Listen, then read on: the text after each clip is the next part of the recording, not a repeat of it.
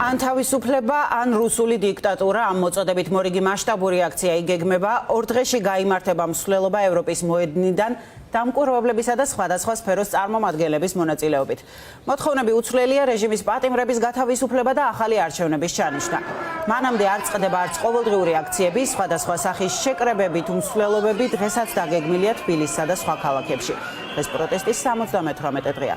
ლიზი ვეკუა მოგვიყვება პირდაპირ ეთერში 15 თებერვლის მასშტაბური აქციის გეგმებზე. Დიახსაფო, არა რუსულ დიქტატურა სამსახელწოდების მარში 15 თებერვალს 6 საათზე არის ჩანიშნული. მარში სტარტს აიღებს ევროპის მოედნიდან და გადაინაცვლებს თავისუფლების მოედანზე. ამ მარში მონაწილეობას მიიღებენ სხვადასხვა სფეროს წარმომადგენლები, ესენი იქნებიან დამკვირვებლები, საჯარო მოხელეები, ასევე სამოქალაქო აქტივისტები, სტუდენტები, სამედიცინო სფეროს წარმომადგენლები თუ ის ადამიანები, რომლებიც უკვე 78 დღის განმავლობაში იბრძვიან რეჟიმის წინააღმდეგ. მარში მონაწილე ადამიანების თქმით, ახლა ერთიანობის დროა, რადგანაც ეგრეთ წოდებული ხელისუფლება ახალი რეპრესიული კანონებით ცდილობს მათი ხმის ჩახშობას და ასე ვთქვათ მათ რუსეთში გაშვებას, თუმცა ეს არ მოხდება, რადგან ერთიანობით ისინი დაამარცხებენ რეჟიმს. სწორედაც ამიტომ ისინი შეიკრიბებიან და კიდევ ერთხელ გააგონებენ ეგრეთ წოდებულ ხელისუფლებას თუ სხვადასხვა საზოგადოების წევრებს, რომ მთავარ მოთხოვნებს ეს მთავარი მოთხოვნები ცხადი არის ხელახალი არჩევნები და რეჟიმის პატიმრების გათავისუფლება.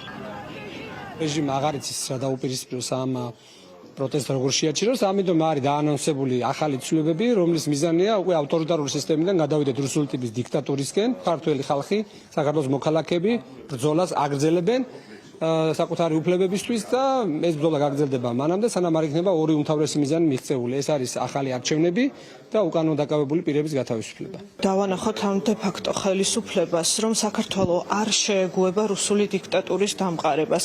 ამ ქვეყანაში უკვე გაიზარდა თაობა, რომელიც თავისუფალ საქართველოში დაიბადა და არასოდეს არ შეეგუება იმ რეპრესიულ კანონებს, რომელიც ესეთი სისწრაფით მიიღება, რომელიც გვიკრძალავს ქუჩაში დგომას, გვიწესებს წარმოუდგენელ ჯარიმებს და სოციალურ ქსელშიც კი პოსტის დაწერა ხდება უკვე დასჯადით. ჩვენ არ შევეგუებით თავისუფლების დაკარგვას. ჩვენ ცხოვრობთ შეიძლება ითქვას პირდაპირ პროგრესირებად დიქტატურის პირობებში, როცა ყოველდღიურად უფრო და უფრო მეტი ადამიანი გრძნობს ამას საკუთარ თავზე, სულ უფრო მეტ ადამიანამდე აღწევს ეს ინსტრუმენტები, რომელსაც იყენებს რეჟიმი ადამიანების ხმების ჩასახშობად და შესაბამისად ძალიან მნიშვნელოვანია ამ გააზრებით 15-ში ძალიან ბევრი ადამიანი გამოვიდეს ქუჩაში და კიდევ ერთხელ დააფიქსიროს თავისი მკაფიო პოზიცია, გააგონოს ივანიშვილის რეჟიმს საკუთარი ხმა, რომ ქართული ხალხი არ შეეგუება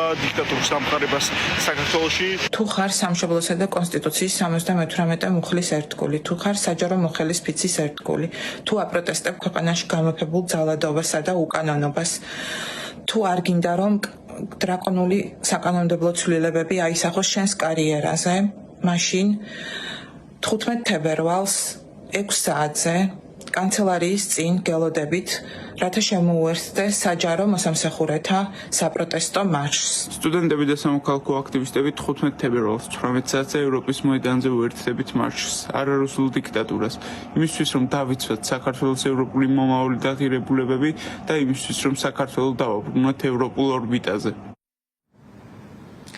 დიახ, მარში სტარტს აიღებს ევროპის მოედნიდან 15 თებერვალს 6 საათზე და გადაინაცვლებს თავისუფლების მოედანზე. ამ მარშის მიმდინარეობისას თითოეულ მოქალაქეს ექნება შესაძლებლობა სოლიდარობის გამოსახატავად, სინდისის პატიმრების სოლიდარობის გამოსახატავად დაწერონ წერილები, რომლებიც შემდეგ მათთან წავა, რადგან სინდისის პატიმრების გათავისუფლება არის ერთ-ერთი მთავარი მოთხოვნა, რომელიც ქვეყნის ქუჩებში უკვე 78 დღის განმავლობაში ისმის.